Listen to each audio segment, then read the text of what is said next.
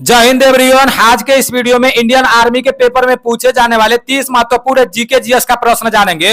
अगर 30 प्रश्न में से 25 प्रश्न सही कर दे रहे हो तो आपका तैयारी बहुत अच्छा है। आप लोग पेन और कॉपी लेकर बैठ जाना। जो जीके जीएस आपको नहीं आएगा उसको अपने कॉपी में लिख लेना है, क्योंकि जितना भी जीके जीएस है ना, ये पहले इंडियन आर्मी के पेपर में पूछे जा चुके हैं और आने वाले समय में जो अग्निवीर का पेपर कराया जाएगा उसमें भी पूछे जा सकते हैं। इसलिए आप लोग को अच्छे से देखना है। सबसे पहले सामान्य ज्ञान के 15 प्रश्न देखेंगे, उसके बाद से सामान्य विज्ञान के 15 प्रश्न देखेंगे। अब आप लोग को यह भी देखना है कि आपका सामान्य ज्ञान अच्छा है या सामान्य विज्ञान अच्छा है। और देखो, कहीं टाइप करने में कोई अक्षर मिस्टेक हो गया रहेगा तो उसको मैं आप लोगों को बता दूंगा कि भाई हाँ, यहाँ पर मिस्टेक हो गया है, इसका ये नहीं होगा, ये होगा। तो उसको आप लोग समझ जाना। मैं एक वीडियो बनाया था, उसमें पानीपत के युद्ध के बारे में बताया था। जैसे पानीपत का प्रथम युद्ध 1526 ईस्वी में हुआ था और पानीपत का द्वितीय युद्ध 1556 ईस्वी में हुआ था।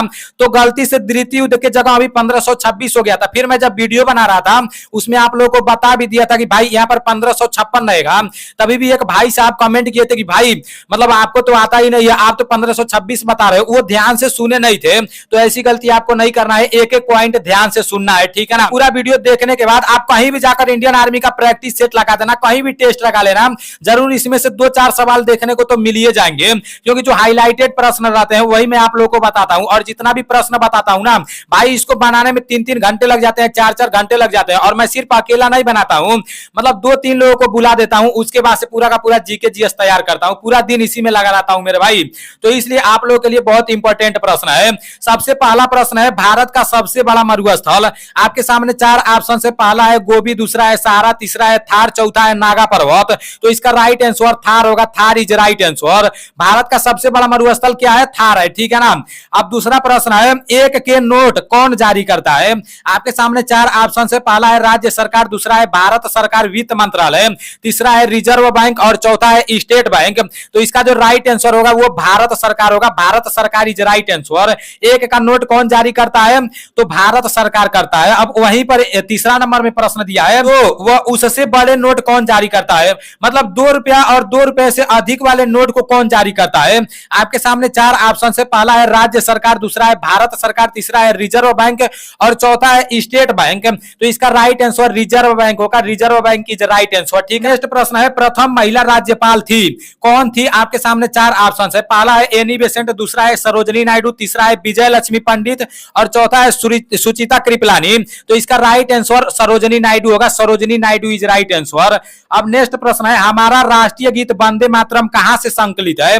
आपके सामने 4 ऑप्शन है। पहला है चित्रा, दूसरा है गोदान, तीसरा है डाकघर और चौथा है आनंद मठ। तो इसका राइट आंसर आनंद मठ होगा। आनंद मठ इज राइट आंसर। अब नेक्स्ट प्रश्न है, सबसे बड़ा चिड़ियाघर कहां है? आपके सामने 4 ऑप्शन है। पहला है दिल्ली, दूसरा है जयपुर, तीसरा है पुणे और चौथा है चेन्नई। तो इसका राइट आंसर दिल्ली होगा। Delhi is right answer. सबसे बड़ा चिड़ियाघर कहां है? दिल्ली में है, ठीक है ना। अब नेक्स्ट प्रश्न है, भारत में हीरा किस स्थान पर पाए जाते हैं? आपके सामने 4 ऑप्शन है। पहला है कोलार, दूसरा है पन्ना, तीसरा है जादूगोड़ा और चौथा है खेतड़ी।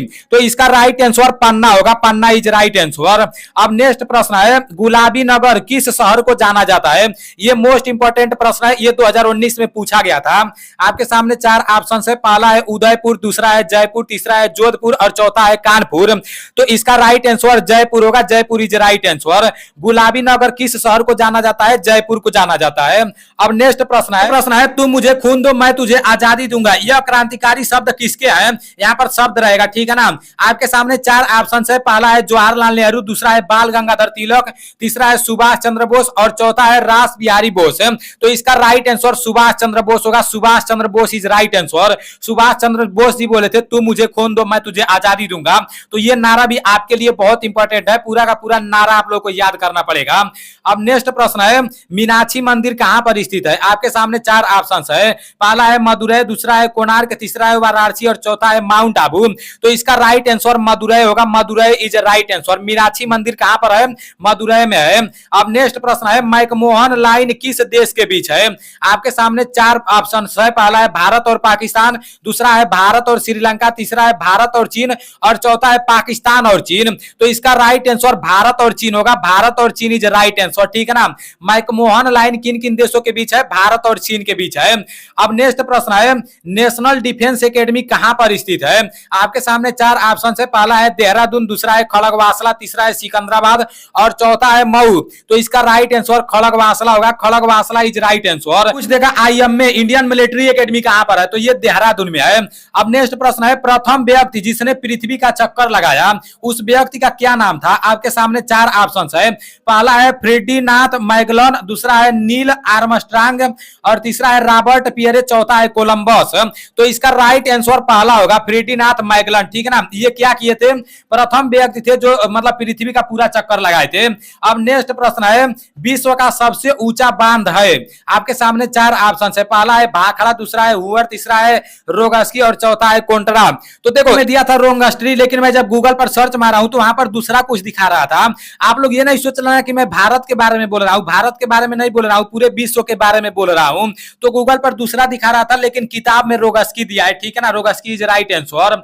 अब नेक्स्ट प्रश्न है, सफेद हाथियों का देश के नाम से जाना जाता है, मतलब सफेद हाथियों के देश के नाम से किस देश को जाना जाता है। आपके सामने चार ऑप्शन है। पहला है थाईलैंड, दूसरा है लाओस, तीसरा है इंडोनेशिया और चौथा है बांग्लादेश। तो इसका राइट आंसर थाईलैंड होगा, थाईलैंड इज राइट आंसर। अभी आप लोगों का सामान्य ज्ञान का 15 प्रश्न समाप्त हो चुका है। प्रश्न में से कितना प्रश्न सही हुआ है कमेंट में जरूर बताना। अब सामान्य विज्ञान के 15 प्रश्न देख लेते हैं। 16 नंबर वाला प्रश्न है, मिट्टी के तेल केरोसिन में रखी जाने वाली धातु, जैसे मिट्टी के तेल में कौन सी धातु रखी जाती है।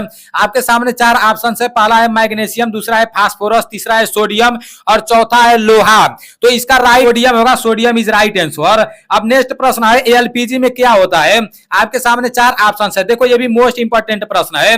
पहला है मेथेन, दूसरा है प्रोपेन तथा ब्यूटेन, तीसरा है मेथेन तथा एथेन और चौथा है हाइड्रोजन मेथेन एथेन। तो इसका राइट आंसर प्रोपेन तथा ब्यूटेन होगा। एलपीजी में क्या होता है, प्रोटेन तथा ब्यूटेन होता है, ठीक है ना। अब नेक्स्ट प्रश्न है, ग्लूकोज का रासायनिक सूत्र क्या है। ये भी मोस्ट इंपोर्टेंट प्रश्न है, ये भी बहुत बार पूछे जाते हैं।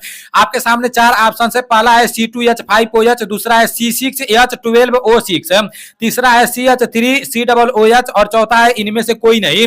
तो इसका राइट आंसर C6H12O6 होगा। ये ग्लूकोज का रासायनिक सूत्र है। अब 19 नंबर वाला प्रश्न है, नाइट्रोजन गैस का क्या रंग होता है। आपके सामने चार ऑप्शन है। पहला है रंगीन, दूसरा है नीला, तीसरा है सफेद और चौथा है इनमें से कोई नहीं। तो इसका राइट आंसर रंगीन होगा। प्रश्न है, मनुष्य के गुणसूत्र होते हैं, मतलब मनुष्य के गुणसूत्र कितने होते हैं। आपके सामने चार ऑप्शन है। पहला है 46, दूसरा है 48, तीसरा है 50 और चौथा है 52। तो इसका राइट आंसर 46 होगा, 46 इज राइट आंसर। ये भी मोस्ट इंपोर्टेंट प्रश्न है। कभी कभी इस तरह से पूछ देता है कि मनुष्य में कितने जोड़ी गुणसूत्र होते हैं। तो मान लो पूरा 46 होते हैं, तो जोड़ी में पूछ देगा तो 23 न होगा, जोड़ी पूछेगा तो 23 को होता है। अगर उस तरह से पूछ देगा मनुष्य में कितने गुणसूत्र होते हैं तो 46 होते हैं। अब नेक्स्ट प्रश्न दिया है, मानव कंकाल का मुख्य घटक है। आपके सामने चार ऑप्शन है। पहला है कैल्शियम, दूसरा है फास्फोरस, तीसरा है लोहा और चौथा है इनमें से कोई नहीं। तो इसका राइट आंसर कैल्शियम होगा, कैल्शियम इज राइट आंसर।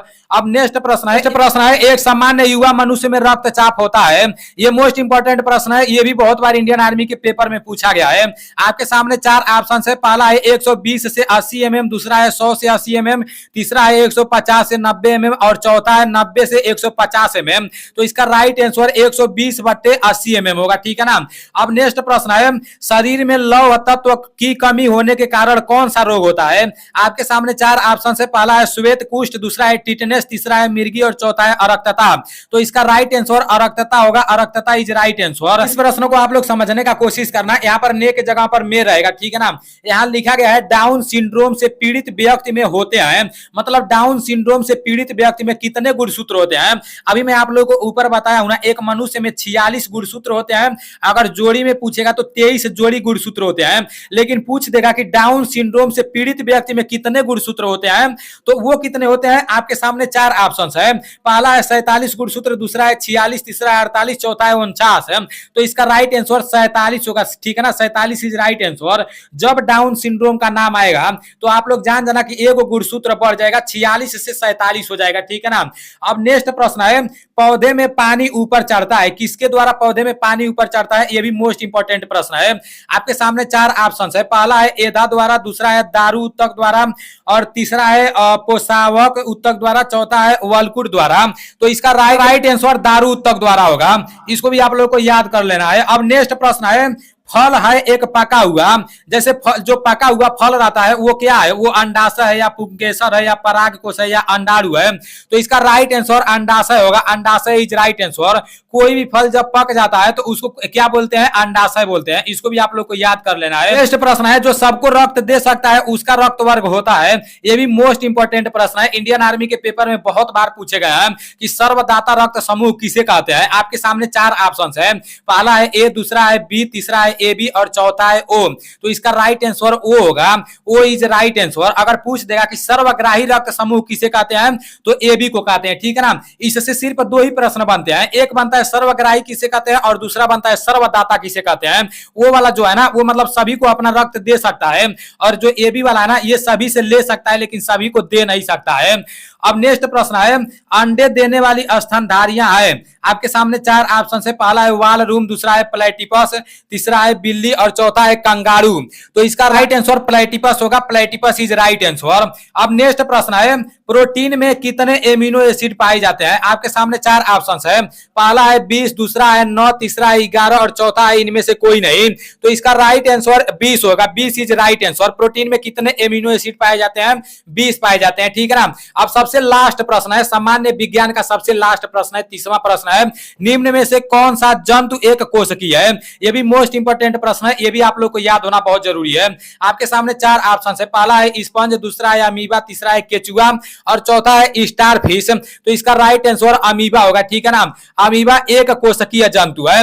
अभी आपके 30 के 30 प्रश्न समाप्त हो चुके हैं। अब इन 30 प्रश्नों में से कितना प्रश्न सही किए हो ईमानदारी पूर्वक से कमेंट में बता देना मेरे भाई, झूठ नहीं बोलना है, ठीक है ना। नीचे आप लोग को आंसर शीट मिल जाएगा और ये पूरा का पूरा पीडीएफ मैं टेलीग्राम चैनल पर भेज दूंगा। एक बार आप लोग वीडियो देख लिए हो और एक बार टेलीग्राम चैनल से ये पीडीएफ लेकर और एक बार अच्छे से देख लेना कि पहला का कौन सा आंसर सही है, दूसरा का कौन सा आंसर सही है, तीसरा का कौन सा आंसर सही है। इससे आप लोग के अंदर बहुत ज्यादा कॉन्फिडेंस आ जाएगा और पेपर में जैसे ये वाला प्रश्न आएगा ना आप तुरंत ट्रिक मार दोगे। इसमें 4 लाइन का 5 लाइन का आंसर नहीं याद करना है, बस एक बार इसको अच्छे से देखना है। चलो ठीक है, मिलते हैं अगले वीडियो में। जय हिंद।